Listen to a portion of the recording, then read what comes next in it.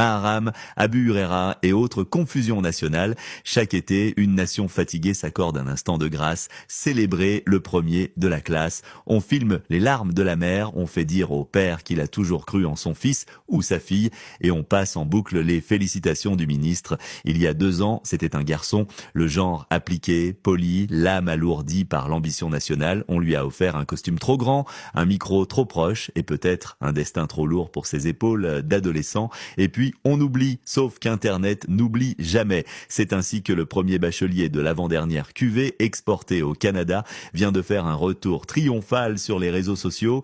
Il est revenu expliquer que, selon le prophète, une femme ne doit pas voyager sans mahram, avec l'excitation d'un enfant qui découvre qu'on peut interdire des choses à sa sœur avec des arguments célestes. Mais l'ironie, la vraie, celle qui fait rire les anges et soupirer les vieux philosophes, c'est que ce même garçon planté en pleine Amérique du Nord, entouré d'étudiantes sans mahram, qui dissertent sur la jurisprudence du voyage féminin, semble avoir oublié un autre hadith, plus discret mais tout aussi clair, celui qui interdit aux croyants de vivre chez les mécréants. Oui, ce hadith qui, s'il était appliqué, viderait le 16e arrondissement de Paris de ses étudiants pieux, ferait s'écrouler les mosquées de Montréal faute de fidèles et renverrait nos oulémas expatriés vers la wilaya d'où ils viennent à dos de fatwa. Le jeune homme vit donc chez les mécréants, mange leur pain, code sur leur clavier, utilise leur métro, dort sous leur toit, respire leur oxygène démocratique, mais souhaite, par vidéo interposée, réglementer les déplacements des femmes restées au pays. Le paradoxe est sublime.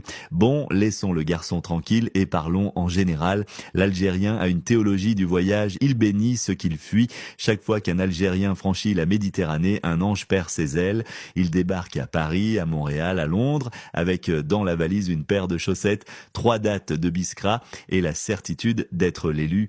Pas un exilé, non, un envoyé spécial de Dieu dans un monde décadent. Très vite, il regarde l'occidental comme on regarde un animal en perdition. Il ne comprend pas pourquoi les Anglaises sortent sans châle en février, accompagnées de leur mari, qui n'y trouve aucun inconvénient. Il soupire, il observe, il diagnostique, il conclut, ils sont perdus. Il faut les sauver. Il commence par les collègues. Tu bois de l'alcool ? Demande-t-il à Émilie, la stagiaire. Tu ne crois en rien ? Dit-il à Bernard. Il s'incruste dans les pauses déjeuner, distribue des versets entre 2 bouchées de quinoa, cite Abu Huraira, en regardant les hanches d'une DRH tout en murmurant que le voile est la dignité.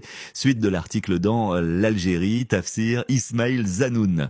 Recueil de 99 chroniques, disponible à partir de septembre 2025.